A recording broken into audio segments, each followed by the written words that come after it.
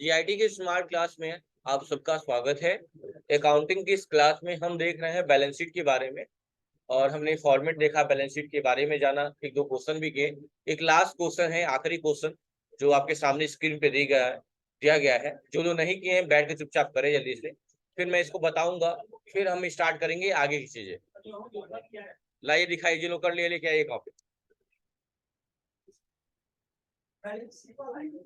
जो लोग कर लिए लाके दिखा दे, बाकी लोग बैठ के करिए, करना तो है। घर से की हो?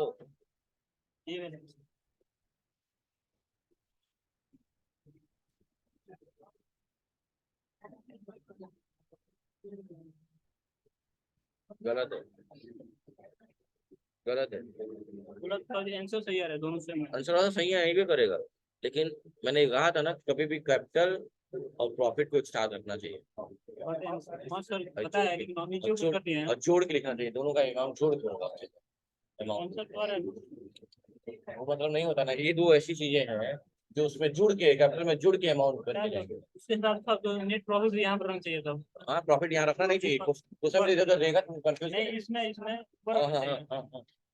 क्योंकि अभी तक देखो जितना भी किए होगे सब में वही हुआ होगा। देखिए प्रॉफिट बाद में रहता है, कैपिटल के साथ अटैच रहेगा, वो वाला फॉर्मेट में पूरा ही कहाँ कर पाएगा। तो सही है ना। अब बंद करके रखिए अपना, खुलिएगा मत। क्या कर रहे हो दीपक? फोन के लिए मना किया हो ना दीपक? आगे आइए आप, यहाँ फर्स्ट डेस्क पे आइए। गीता और अंदर हो जाओ, आइए आइए। हाँ?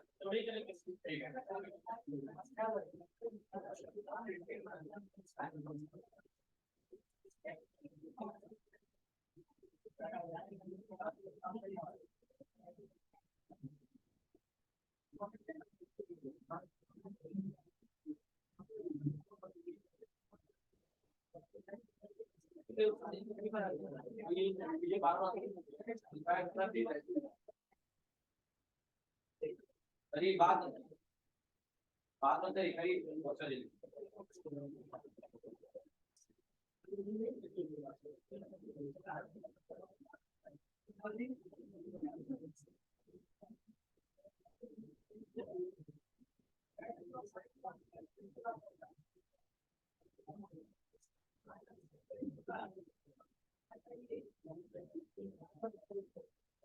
बीबी आ गया ना है?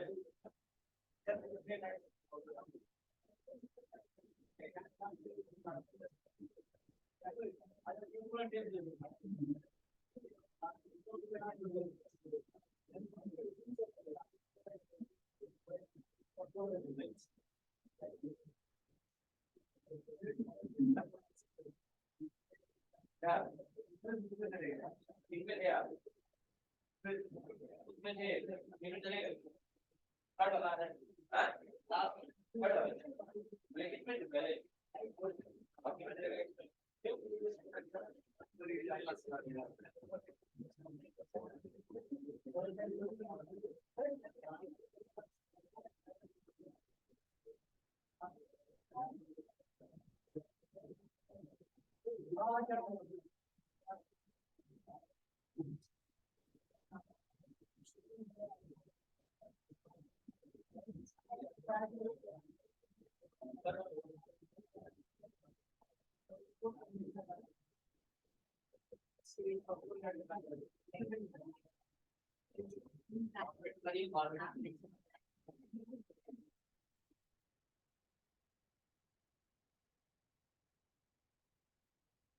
हाँ यार, प्रॉफिट ले लिया है, वो तो आराम से जाके कर लेंगे।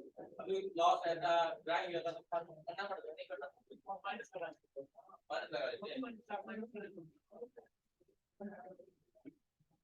जो बोलो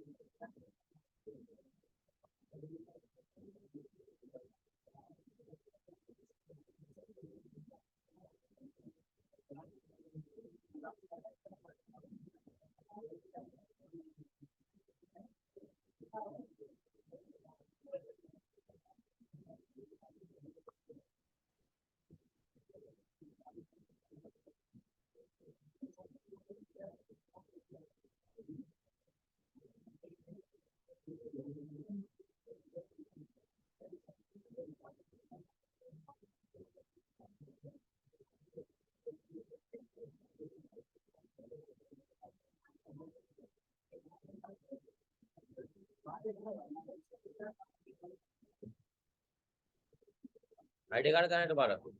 पहले तुरंत।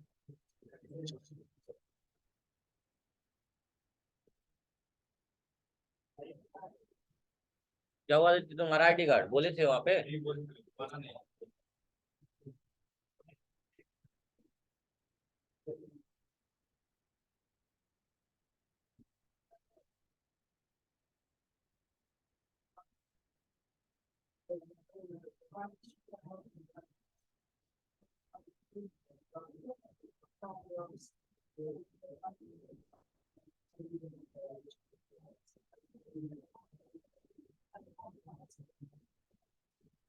जगह दीजिए।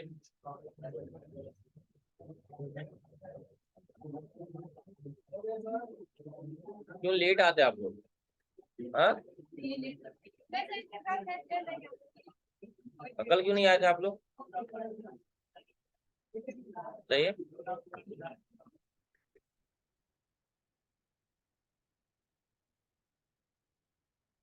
हो गया क्या? आ गया बाकी लोग का? जल्दी करिए, कुछ आगे भी पढ़ाना है मुझे। एक होमवर्क दिया गया था, घर से ही करके आना चाहिए था आप लोगों को।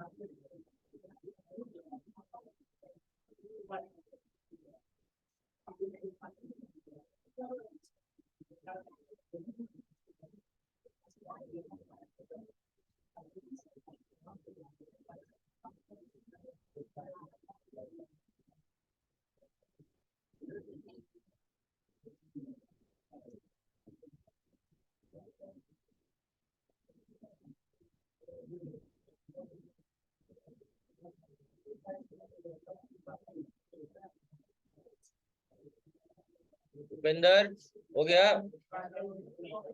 क्यों नहीं हो पा रहा है?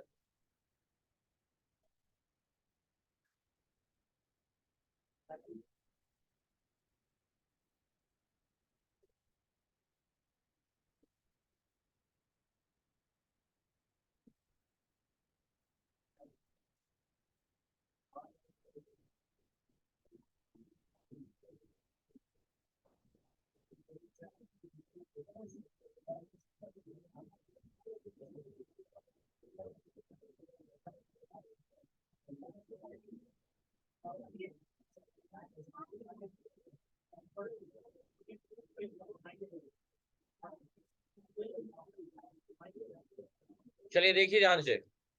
सबसे पहले तो साइड डिसाइड कर लीजिए कौन किस साइड में जाएगा। कैपिटल है क्रेडिट, सॉरी क्रेडिट साइड में जाएगा। कहाँ जाएगा? क्रेडिट साइड में। लोन है क्रेडिट साइड में जाएगा। क्रेडिटर है क्रेडिट साइड में जाएगा। डेब्टर है डेबिट साइड में जाएगा। इन्वेस्टमेंट डेबिट साइड में जाएगा। बिल रिसीवेबल डेबिट साइड में जाएगा। Plant and machinery debit side में जाएगा। लैंड एंड बिल्डिंग भी डेबिट साइड में जाएगा। गुडविल भी डेबिट साइड में जाएगा। पेटेंट भी डेबिट साइड में ही जाएगा। बिल पेबेबल क्रेडिट साइड में। Cash in hand debit side में। Cash at bank debit side में। नेट प्रॉफिट क्रेडिट साइड में। क्लोजिंग स्टॉक डेबिट साइड में। बैंक ओवरड्राफ्ट क्रेडिट साइड में। अब कैपिटल को लेकर सोचा जाता है पहले, और कैपिटल में कुछ कुछ चीजें जोड़ा जाता है, कुछ घटाया जाता है। प्रॉफिट हुआ जोड़ेंगे, इंटरेस्ट मिला है कैपिटल पे जोड़ेंगे, लॉस हुआ घटाएंगे, ड्राइंग हुआ घटाएंगे। तो यहाँ कुछ नहीं हुआ, सिर्फ एक ही चीज हुआ है, नेट प्रॉफिट जोड़ देंगे। कैपिटल कितने का है? 1,05,000 का। प्रॉफिट कितने का हुआ है? 26,250 का। जोड़ देंगे 26,531, 1,31,250 कैपिटल आ गया। और बाकी जिस साइड में उस साइड में डाल के आंसर अमाउंट लिख दीजिए सीधी सीधा। टोटल अमाउंट कितना आएगा? एक कितना आ रहा है अमाउंट टोटल जोड़ने पे? 2 लाख। हाँ बताओ जी विवेक। 2,60,750 यही आंसर आएगा दोनों साइड में, और सही हो जाएगा। ठीक है, मैंने कहा था ना बस कैपिटल को लेकर सोचना है, बाकी तो बहुत आसान है। और साइड डिसाइड कर ली कौन किस साइड में जाने वाला, कौन डेबिट कौन क्रेडिट, तो आधा प्रॉब्लम यही सॉल्व हो गया, लगभग 80%। 80। चलिए अब आगे टॉपिक स्टार्ट करते हैं। अगला टॉपिक क्या दिया हुआ है? पेटी कैश। क्या दिया हुआ है? पेटी कैश दिया हुआ है। क्या होता है पेटी कैश? सुनिएगा ध्यान से। जो भी मिसलेनियस एक्सपेंस होते हैं, मतलब बहुत टाइप के एक्सपेंसेस होंगे, सबको सम्मिलित किया जाए तो फिर पेटी कैश का नाम दिया गया है। कि जैसे कि कन्वेंस हो गया, किसी को देना, कन्वेंस देना। पोस्टेज का हो गया पैसा, टेलीग्राम के लिए हो गया, and so on are the common to every organization. जो भी किसी ऑर्गेनाइजेशन में कॉमन चीजें हो, जैसे आपने सुना होगा इंसेंटिव वगैरह का नाम, भत्ता अलाउंसेस वगैरह का नाम होता है, सारी चीजें। These are generally repetitive and it would burden the cashier to record all the this payment in the main cash book for the cash book would become very bulky. Bulky का मतलब क्या होता है? बल्क में, भारी, वजन, loaded हो जाता है। कहने का मतलब ये है कि जैसे कि मान लो, जैसे कि किसी भी कंपनी का जैसे ऑनर मान लो, जैसे मान लो डायरेक्टर सर ही है, या यूम कर लो, वो उनको अपने घर जाना था, और चूंकि संस्था काफी बड़ा है और देख भी रहे हैं आप लोग, तो मान लीजिए वो घर जा रहे थे अपने, तो उन्होंने मुझे 10,000 रुपया दे दिया, कहा कि सर्विस से काम करना, जो भी संस्था के एक्सपेंसेस होंगे। मिसलेनियस एक्सपेंस का मतलब बहुत सारे एक्सपेंसेस हो सकते हैं। कुछ खाने पीने के नाश्ता के लिए हो गया, कुछ पेन मार्कर मंगा दिया, पेपर मंगा दिया, जो भी हो गया। पोस्टेज, कोई टेलीग्राम कराना था उसका पैसा दे दिया, या कोई सामान ऑर्डर आया उसका डिलीवरी चार्ज दे दिया, जो भी हुआ। तो उन्होंने पैसा दिया मुझे, उन्होंने कहा 10,000 रुपया देके कि काम करना, मेरे ऑब्सेंस में, अनुपस्थिति में, जो भी संस्था का जो भी खर्च होगा, मिसलेनियस एक्सपेंस होगा, उसको मैनेज करिएगा इस पैसे से। उस पैसे को ही क्या कहा जाता है? पेटी कैश कहा जाता है। क्या कहा जाता है? पेटी कैश। क्या कहा जाता है? पेटी कैश। वही बात यहाँ दिया गया है, ठीक है, याद रखिएगा। और इसका अंडर ग्रुप क्या होता है? हर चीज का अंडर ग्रुप होता है, जिसका भी अंडर ग्रुप होता है। पेटी कैश का अंडर ग्रुप होता है कैश इन हैंड, लिख लीजिएगा कहीं। पेटी कैश का अंडर ग्रुप होता है कैश इन हैंड, लिख लीजिएगा।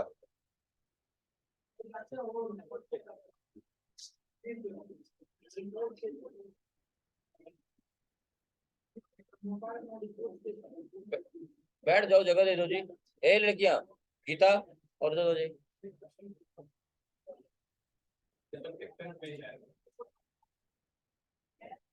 जैसे कि मान लो तुम्हारे पास 4 लाख रुपया है, 1 लाख रुपया साइड रख लिए, 3 लाख तो बाद में डाल दिए ऐसे, और 1 लाख से अपने खर्चे निकाल रहे हो। वैसे पेटी कैश में पैसे होते हैं, उस पैसे से लोग एक्सपेंस मेंटेन करते हैं, छोटा एक्सपेंस। अब 4 लाख का मशीन लेना, 5 लाख का मशीन हो, पेटी कैसे थोड़ी कर पाओगे, अपनी पूंजी लगाओगे फिर।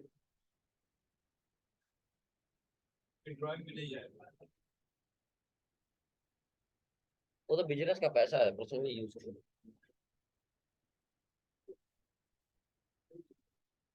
हो गया ना।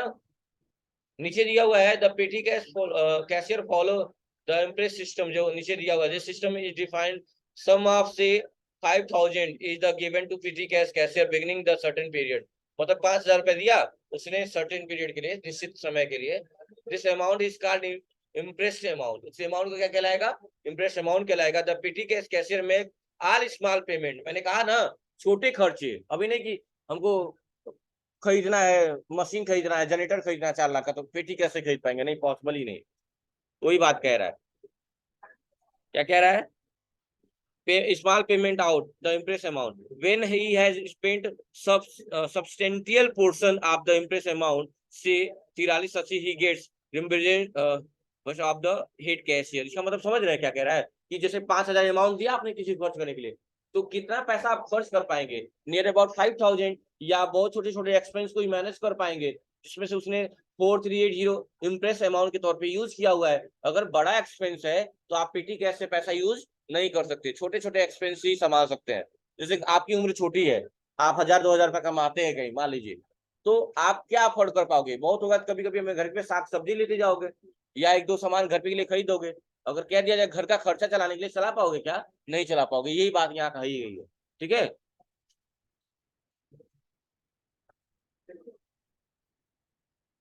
रिम्बर्समेंट का मतलब होता है बंटवारा वगैरह नहीं होता है, फीस के लिए आता है, जो स्कॉलरशिप बढ़ता है बाई डिस्ट्रिक्ट ऑफिस ऑफिस से डिसबर्ड होता है स्कॉलरशिप। वही वर्ड यहाँ पे यूज किया गया है कि आप बांट दीजिए। मान लीजिए कि हमारे पास 5000 रुपया था, तो हमने 10,000 2,000 इनको दे दिया, किसी को 1300 दे दिया, किसी को 1200 दे दिया, तो मैंने अलग अलग लोगों को बांट दिया एक्सपेंस के तौर पे। कोई मार्कर लाया तो उसको दे दिया, कोई चाय पानी लाया तो उसको दे दिया, हाँ, कोई पोस्टेज कोई चीज ऑर्डर किया तो उसपे पैसे जो खर्चे उसको दे दिया मैंने। ये सारी चीजें क्या होगी, कहीं ना कहीं रिम्बर्समेंट हो गया, बट गया कहीं ना कहीं, ठीक है। यही बात का है। तो पेटी कैश क्या होता है, एक मुश्त कोई पैसा आपको दे दे कोई ऑनर, और कहे कि आप मेरे अब्सेंस में मेरे संस्था का जो भी है घर खर्च चलाने के लिए जो भी है यूज करिएगा, तो पैसा क्या कहलाता है, एक मुश्त क्या कहलाता है, पेटी कैश कहलाता है। क्या कहलाता है, पेटी कैश कहलाता है। अब हम स्टार्ट करेंगे अगला चैप्टर जीएसटी। क्या स्टार्ट करेंगे, अगला चैप्टर जीएसटी। जीएसटी का पूरा नाम क्या होता है, गुड्स एंड सर्विस टैक्स, ठीक है। जीएसटी कब लागू हुआ था, सिर्फ हाथ उठाना है, बोलना नहीं है। किसको पता है जीएसटी कब लागू होता, सिर्फ हाथ उठाना है। विवेक खड़े हो जाओ, वेरी गुड, बताओ विवेक, स्टैंड अप। नहीं, जीएसटी कब लागू हुआ था,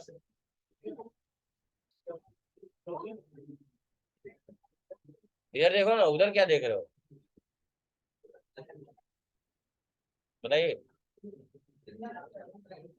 दीपक।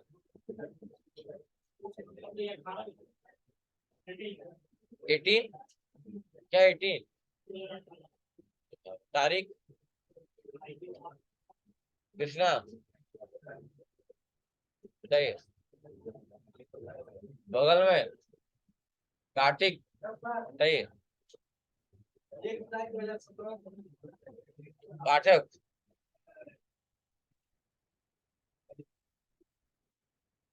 ताजरा बताइए, जीएसटी कब लागू हुआ, 2017 में। कब, 2017 में कब, नहीं पूजा बताइए, बताओ जो ये हाँ, 1 जुलाई 2017, बगल में वही वही बगल में, बैठ जाइए बैठ जाइए बैठ जाइए। जीएसटी कब लागू हुआ था, 1 जुलाई 2017 को, लिख लीजिएगा। 1 जुलाई 2017 को क्या लागू हुआ, जीएसटी लागू हुआ। तो भारत का वो कौन सा राज्य हुआ जहां जीएसटी सबसे पहले लागू हुआ, भारत का वो कौन सा राज्य था जहां जीएसटी सबसे पहले लागू हुआ, बताइए नहीं तो बोलो। देख के बताओगे क्या? बताए थे तुम लोगों को, पढ़ी हो तुम। असम में। कहाँ हुआ था? असम में। भारत का वो कौन सा राज्य है जहाँ सबसे पहले जीएसटी लागू हुआ? देख लीजिएगा। भारत का जो पहला राज्य था जहाँ जीएसटी लागू हुआ था सबसे पहले, वो था असम। और जीएसटी लागू कब हुआ? 1 जुलाई 2017। खड़े जाओ विवेक। क्या जीएसटी से पहले, खड़े जाओ, जीएसटी से पहले भी कोई टैक्स लगता था? जीएसटी से पहले कोई टैक्स लगता था? कौन सा टैक्स?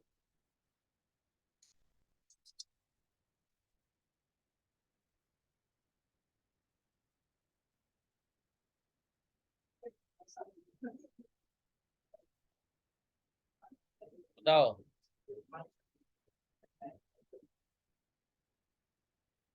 वो फोन चला रहा है क्या? गाना आ रहा है?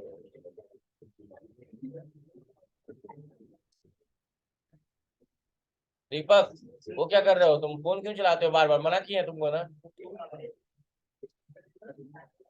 खड़े रहिए। बताइए।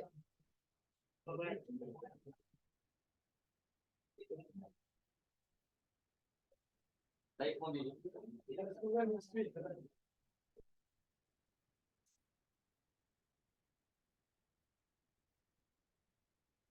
नहीं आया।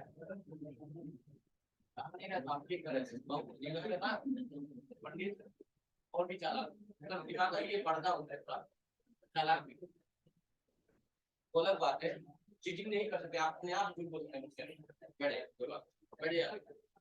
तो जीएसटी से पहले भी टैक्स चलता था जिसका नाम क्या था? वैट। पूरा नाम क्या था उसका? Value added tax. क्या था? Value added tax, VAT, V A T. तो लिख लीजिएगा, जीएसटी से पहले चलता था वैट। जीएसटी से पहले क्या चलता था? वैट चलता था। वीएटी, जिसका पूरा नाम था वैल्यू एडेड टैक्स।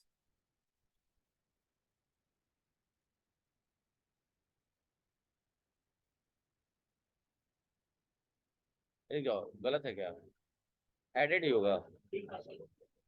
हाँ, नहीं, हमको थोड़ा सा कंफ्यूजन है। A double D E D होता है कि कौन सा होता है? एक बार चेक कर लेते हैं थोड़ा सा। वैल्यू एडेड टैक्स होता है तो पता है, लेकिन कौन सा एडेड होगा? ये आई वाला ही होगा कि कुछ और होगा? हाँ, वही तो कह रहा, जुड़ने वाली बात हो रही है ना। डबल वाला होगा, इसीलिए कह रहा हूँ फुल। ए डबल डी वाला होगा शायद, देख लेते हैं। वीएटी एडेड होगा। ए डबल डी, क्योंकि जुड़ने वाली बात हुई है इसलिए ए आई नहीं होगा। वैल्यू एडेड टैक्स लिख लीजिएगा। वैट का पूरा नाम क्या था? फिर जीएसटी लागू हुआ, और जीएसटी लागू होने का क्या पर्पज रहा?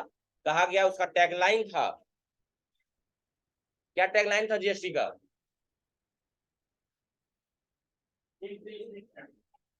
वन नेशन वन टैक्स, और बताइए और क्या था?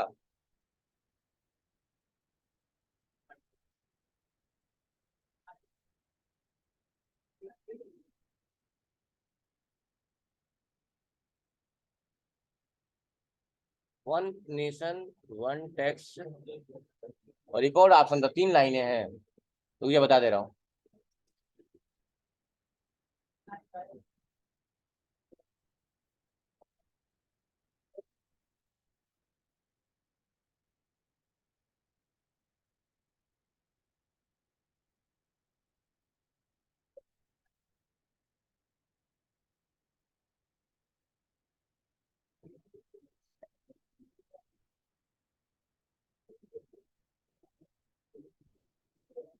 One nation,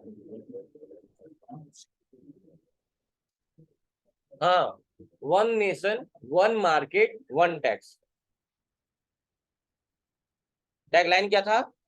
one nation one market one tax. लिख लीजिएगा, जीएसटी का टैगलाइन था one nation one market one tax.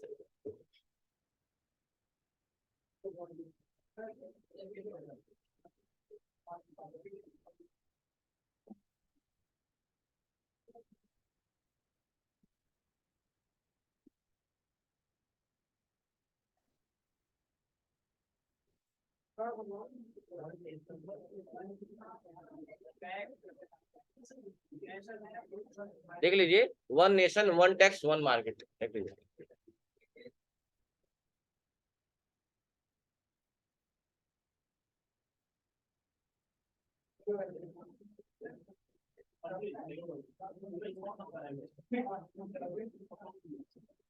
हो गया ना? ठीक है, टैग लाइन है जीएसटी का। और जीएसटी लागू हुआ 1 जुलाई 2017 को। और भारत का कौन सा राज्य बना? असम जो था, जो पहली बार जीएसटी लागू किया।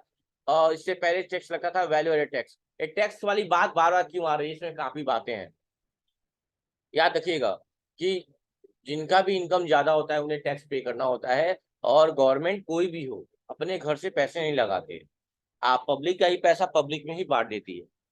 तो कहीं ना कहीं लोग टैक्स की चोरी बहुत ज्यादा करते हैं।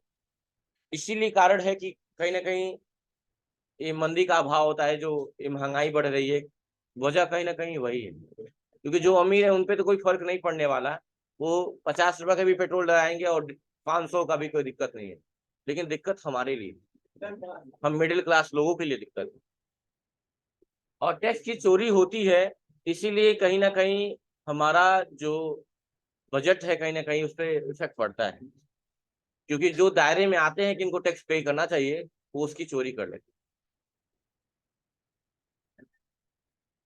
तो इस सब चीजों को काफी ध्यान में रखते हुए, पहले टैक्स को लेके भी होता था, ये जो सामान बेचते होते हैं उसमें भी बहुत चोरियां होती थी। इसलिए जीएसटी लागू किया गया। क्योंकि मैं अगर कहूँ टैक्स बाद में दूंगा और तत्काल दे दूं, दोनों में अंतर है ना। तत्काल दूंगा तो बात खत्म हो गई, और बाद में कहने का मतलब बाद वाला चलते रह जाता है। वही बात है, पहले वैट था, काफी दिक्कतें थी, लेकिन अब इसको हटा के क्या कर दिया गया? जीएसटी लागू। ठीक है। तो जीएसटी में भी कई प्रकार होते हैं, 4 टाइप के वैसे होते हैं: सीजीएसटी, एसजीएसटी, आईजीएसटी और यूटीजीएसटी। लेकिन अपने साइड 3 ही यूज होते हैं: सीजीएसटी, एजीएसटी और आईजीएसटी, 3 ही यूज होते हैं। यूटीजीएसटी कहाँ यूज होता है? यूनियन टेरिटरी में, केंद्र शासित प्रदेशों में यूज होता है।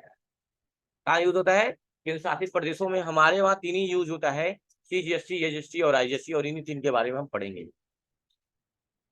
देखिए, मतलब ये रहता है कि आपका व्यापार कहाँ है, आप कहाँ के हैं, इससे फर्क नहीं पड़ता है। आपका बिजनेस कहाँ है, व्यापार कहाँ है, ये मैटर करता है। अगर व्यापार आपका मतलब उत्तर प्रदेश में है, और बिजनेस आपका कहाँ है, उत्तर प्रदेश में है, और उत्तर प्रदेश से ही आप कोई चीज खरीदते या बेचते हैं, तो कौन सा टैक्स देंगे इस पे? इसे बोलेंगे लोकल। लोकल बोलेंगे, क्या बोलेंगे इसे? लोकल। और लोकल में कौन सा टैक्स देते हैं? सीजीएसटी और एसजीएसटी दोनों एक साथ देते हैं। सीजीएसटी और एसजीएसटी क्या करते हैं? एक साथ देते हैं। और वही अदर स्टेट से खरीदेंगे, अदर स्टेट से, तो उसे बोला जाता है इंटर स्टेट। और उसपे कौन सा टैक्स देते हैं? आईजीएसटी देते हैं। अगर आईजीएसटी यहाँ 18 रुपया दे रहे हैं, 18 रुपया दे रहे हैं, तो ये अमाउंट में फर्क नहीं होता, अमाउंट बराबर ही रहेगा। मतलब कि 18 रुपया यहाँ आईजीएसटी दे रहे हैं, तो 18 रुपया लोकल में भी देंगे। लेकिन फर्क यही होता है कि यहाँ 2 भागों में बढ़ जाता है, और वहाँ क्या होता है? सिंगल इकट्ठा रुपया। जैसे मान लो तुम 2 भाई हो पापा के, और तुम्हारे चाचा का एक लड़का है, तुम्हारे घर जमीन है 6 बीघा है, तो बटेगा कैसे? पहले तो तुम्हारे पापा में बटेगा, तुम्हारे पापा और तुम्हारे चाचा में, तो कितना बटेगा? 3-3 बीघा आएगा। अब तुम 2 भाई हो, तुम लोग को मिलेगा 1.5-1.5 बीघा, और तुम्हारे चाचा के लड़के को अकेले 3 बीघा मिल गया। मिला तो 3 ही बीघा, तुम लोग के पास भी 3 ही बीघा है, लेकिन यही क्या, 2 भागों में बटा, और उसका क्या था? अकेला ले लिया। यही फर्क होता है, और कोई अंतर नहीं है। ठीक है। तो हम पढ़ेंगे जीएसटी के बारे में। क्या पढ़ेंगे? जीएसटी के बारे में।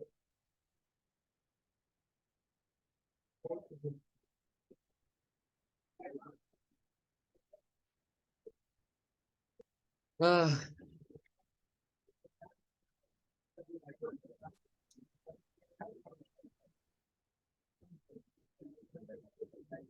पता नहीं क्यों आज बोलने का मन नहीं कर रहा, पेट में अजीब हो रहा है। देखो तुम लोग खाली हाथ चले आते हो घूमते घूमते, लेके आना चाहिए कुछ तीखा वाला टाइप का।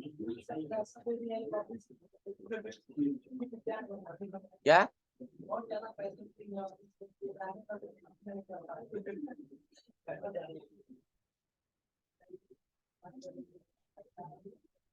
जिसका डिस्काउंट होता है वही बोलते हैं लोग ज्यादा, ये भी सत्य है।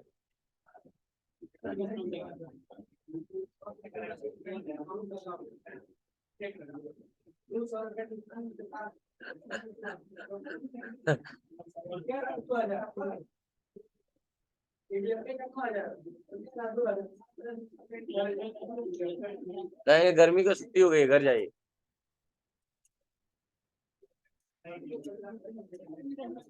तो ये बात मत करिए। डी कितने लोग इसमें डी हाँ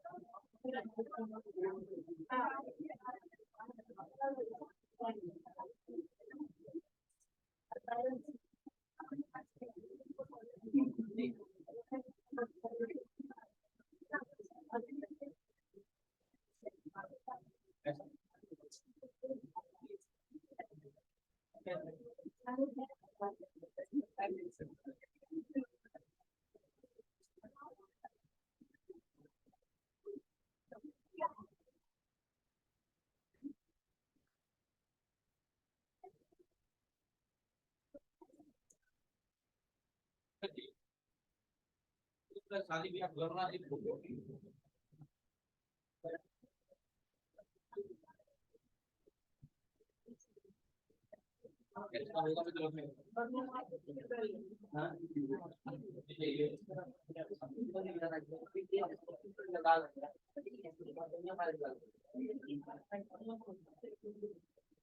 घूमने के लिए थोड़ी मना कर रहे हैं। हम यही कहने का मतलब है कि अप्लीकेशन दीजिए, जाइए शादी ब्याह घुमाइए, कोई दिक्कत नहीं।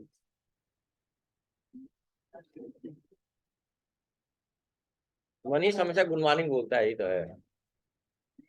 चलिए समझ में आएगा बात ये वाला। चलिए बात मत करिए, छोड़िए। ये देखिए, तो वही यहाँ दिखाया है जीएसटी के बारे में। जीएसटी का पूरा नाम क्या है? Goods and service tax. Introduction दिया हुआ है, कह रहा है कि it is income of government. क्या है? गवर्नमेंट का एक इनकम है which is collected by either directly और इनडायरेक्टली सोर्स। जो हमसे क्या करता है? डायरेक्टली या इनडायरेक्टली सोर्स के द्वारा क्या करता है? वो कलेक्ट करता है, गवर्नमेंट हमसे करता है। In other word we can say than a tax is a financial charge imposed by the state and the central government of India. मतलब कि दूसरे शब्द में ये कह सकते हैं कि जो टैक्स है एक फाइनेंशियल चार्ज समझ सकते हैं, वित्तीय चार्ज, जो हमसे क्या किया जाता है? इम्पोज, हमारे ऊपर इम्पोज किया जाता है। किसके द्वारा? गवर्नमेंट के द्वारा। किस गवर्नमेंट के द्वारा? राज्य सरकार और केंद्र सरकार के द्वारा। ठीक है। A tax is a fee which is charge by government to a person और बिजनेस। ये टैक्स क्या है? फीस होती है जो गवर्नमेंट के द्वारा चार्ज की जाती है। किस पे? या तो किसी व्यक्ति पे, या तो किसी व्यक्ति पे, या किसी व्यवसाय पे। ठीक है। कह रहे हैं India is the federal country where both the central and state government has power to levy the collect tax. मतलब कि इंडिया एक ऐसा कंट्री है, फेडरल व्यापक, जो क्या करता है? उसके पास अथॉरिटी है कि वहां सेंट्रल गवर्नमेंट और स्टेट गवर्नमेंट क्या कर सकती है? टैक्स को कलेक्ट कर सकती है। ठीक है। Before the GST according to the power prescribed by the constitution the central can levy the tax on the manufacture of goods and rendering of service. State can levy the tax of sales of goods. मतलब कह रहा कि जब संविधान की बात किया गया है, कॉन्स्टिट्यूशन की बात किया गया है, कि जो सेंट्रल गवर्नमेंट है वो क्या करता है, मैन्युफैक्चर ऑफ गुड्स का, जब गुड्स का उत्पादन होता है तब क्या करता है, टैक्स ले लेता है, और जब सामान को बेचा जाता है तब राज्य सरकार अपना टैक्स ले लेता है। जब सामान को बनाया गया तो सेंट्रल गवर्नमेंट ने टैक्स ले लिया, और बेचा गया तो कौन ले लिया, स्टेट गवर्नमेंट ने टैक्स ले लिया। ठीक है, क्या बोला, दोनों खड़े हो जाओ, खड़े हो जाओ दोनों, स्टैंड अप, दोनों को बोला हूँ स्टैंड अप होने के लिए। क्या बोला हूँ अभी मैं, बताइए तो, अभी क्या बोला हूँ सेंटेंस बताइए।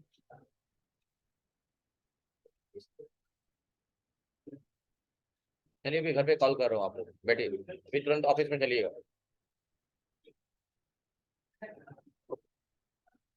अब हम पढ़ेंगे टाइप्स ऑफ टैक्स के बारे में। किस चीज के बारे में, टाइप्स ऑफ टैक्स के बारे में। तो टैक्स फिलहाल तो ये जानिए डायरेक्ट और इनडायरेक्ट अभी होता है। जीएसटी का टाइप नहीं पढ़ रहे हैं हम, टाइप्स ऑफ टैक्स पढ़ रहे हैं, जीएसटी का टाइप नहीं पढ़ रहे हैं, टाइप्स ऑफ टैक्स पढ़ रहे हैं। तो दो टाइप के, डायरेक्ट और इनडायरेक्ट। ठीक है, देखिएगा ध्यान से कि जो प्रत्यक्ष रूप से चीजें लगती हैं वो डायरेक्ट टैक्स कहलाती है, और जो अप्रत्यक्ष रूप से लगती है वो क्या होता है, इनडायरेक्ट होता है। कह रहा है direct tax is the one in which the incidence of tax lay same person and which can not be shifted. मतलब ये भी कह सकते हैं कि जो टैक्स प्रत्यक्ष रूप से, जैसे हमारे बीच सौदा हो रही तो हमारे बीच में टैक्स लग जाए, किसी इसमें थर्ड पार्टी के इन्वॉल्वमेंट ना हो, और जहां टैक्स किसी थर्ड पार्टी पे शिफ्ट होने लगेगा वो क्या कहलाएगा, इनडायरेक्ट कहलाएगा।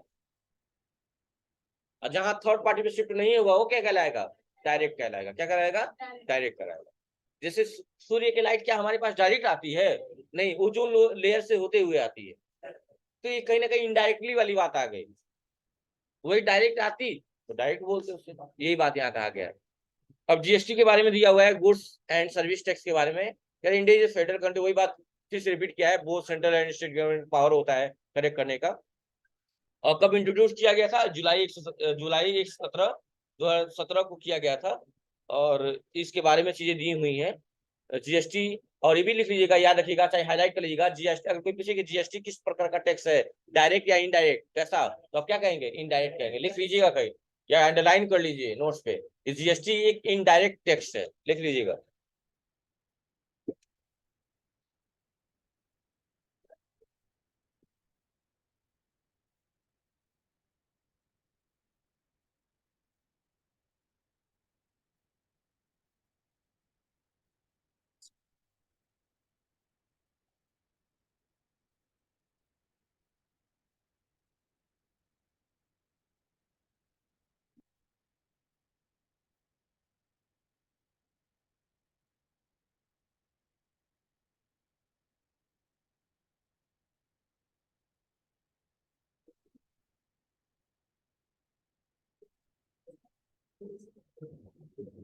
हो गया क्या, चलिए। कह रहा है जीएसटी एक प्रकार का इनडायरेक्ट टैक्स है जो गुड्स और सर्विस पे एक साथ एक सामान्य रूप से लागू किया गया है। जीएसटी तीन प्रकार के बिजनेस ट्रेडर्स, मतलब तीन प्रकार के ट्रेडिंग करते हैं, बिजनेस करते हैं, कैसा कहता, एक तो बिजनेस ट्रेडर हो गया, एक मैन्युफैक्चरर होगा, एक क्या होगा, सर्विस प्रोवाइडर होगा। एक बिजनेस ट्रेडर जो व्यवसाय चला रहा है, किसी चीज का व्यवसाय कर रहा है, एक मैन्युफैक्चरर है जो निर्माण कर रहा है, उत्पादन कर रहा है, और एक क्या है जो सर्विस प्रोवाइड कर रहा है, डिस्ट्रीब्यूटर कर रहा है। ठीक है, वाई जीएसटी के बारे में दिया हुआ है सारी चीजें, देखते हैं क्या कर रहा है। कह रहा है इनडायरेक्ट टैक्सेशन सिस्टम है जी inefficiencies and the limitation due to, क्या है, मल्टीपल टैक्सेस में क्या दिया है, central government levies like excise duty, service tax, other cesses वगैरह लगता है एजुकेशन पे लगता है। ठीक है, और लाइक वैट का भी बात किया गया है, वैल्यू एडेड टैक्स का, और इसका यूज पहले किया जाता था, अभी नहीं है। और मल्टीपल टैक्स रेट में भी चीजें दी हुई हैं। ठीक है, अब एक एक करके हम पढ़ेंगे, ये सारी चीजें दी हुई हैं। डुअल जीएसटी मॉडल के बारे में, जीएसटी मॉडल के बारे में पढ़ेंगे। रेवेन्यू वर्ड इनकम से रिलेट किया गया, याद रखिएगा, रेवेन्यू का मतलब इनकम ही होता है। ठीक है, हाँ, डुअल जीएसटी मॉडल दिया हुआ है, थोड़ा पढ़ेंगे। कह रहा है डुअल जीएसटी मॉडल के अनुसार स्टेट गवर्नमेंट और सेंट्रल गवर्नमेंट दोनों को टैक्स लगाने और कलेक्ट करने का अधिकार दिया गया है। जीएसटी डुअल जीएसटी मॉडल के अनुसार सेंट्रल गवर्नमेंट और स्टेट गवर्नमेंट दोनों को ये अथॉरिटी दी गई है कि वो टैक्स को क्या कर सकते हैं, कलेक्ट कर सकते हैं। जिसमें स्टेट गवर्नमेंट को टैक्स रेवेन्यू के लिए सेंट्रल गवर्नमेंट पे निर्भर नहीं होना होता है। इसमें स्टेट गवर्नमेंट को किसी सेंट्रल पे, केंद्र सरकार पे निर्भर होने की आवश्यकता नहीं होती है, यही कहा है इस पे। सप्लाई देख लीजिए, जीएसटी में सप्लाई शब्द का प्रयोग बहुत व्यापक है। सप्लाई को दो तरीके से समझा जा सकता है, सप्लाई ऑफ गुड्स और सप्लाई ऑफ सर्विस। मतलब दो टाइप की सप्लाई आप कर सकते हैं, या तो गुड्स सप्लाई करेंगे या तो सर्विस। दो ही चीज बेचेंगे, क्या बेचेंगे? तो सामान बेचेंगे या तो सर्विस बेचेंगे, यही कहा है। जब भी हम किसी गुड्स को सेल करेंगे सप्लाई ऑफ गुड्स कहेंगे, और जब भी हम सर्विस को सेल करेंगे तो सप्लाई ऑफ सर्विस कहेंगे। क्या कहेंगे? सप्लाई ऑफ सर्विस कहेंगे। और दो टाइप की सप्लाइयां हो सकती हैं, एक होता है इंट्रा स्टेट। क्या बोलते हैं? Intra state. अभी जस्ट मैंने कुछ टाइम पहले बोला कि जब भी हम सेम स्टेट से, उत्तर प्रदेश है और उत्तर प्रदेश से कोई चीज परचेज या सेल्स करेंगे तो क्या कहलाएगा? उसे इंट्रा स्टेट बोला जाएगा। क्या बोला जाएगा? इंट्रा स्टेट, या बोल सकते हैं लोकल। क्या बोल सकते हैं? लोकल। और यूपी के अलावा किसी अदर स्टेट से आप अदर स्टेट से कोई चीज खरीदते हैं, परचेज या सेल्स करते हैं, तो उसे बोलेंगे इंटर स्टेट। क्या बोला जाता है? इंटर। इंट्रा नहीं बोला जाता है, उसको इंटर बोला जाता है। ये यार चल ही नहीं रहा है। इंटर स्टेट क्या बोला जाता है? इंटर। इंटर बोला जाता है। और इंटर स्टेट में अदर स्टेट को बोला जाता है, ठीक है। इंट्रा को एक और वर्ड बोला जाता है, लोकल बोला जाता है। क्या बोला जाता है? लोकल। जब भी कोई कहेगा लोकल हो रहा है तो लोकल का मतलब इंट्रा हो रहा है, इंट्रा का मतलब सेम स्टेट में। जब भी कोई बोलेगा अदर स्टेट से हो रहा है यानी इंटर स्टेट बोलेंगे। क्या बोलेंगे? इंटर। देखिए इंटर बोलते हैं, उसको इंट्रा बोलते हैं, फर्क है दोनों में, ठीक है, दिमाग में रखिएगा। कोई दिक्कत है? कर लेंगे ना, ठीक है। तो यहीं तक होल्ड कर रहे हैं और बाकी हम चलेंगे अगली क्लास से स्टार्ट करेंगे, ठीक है। Thank you class.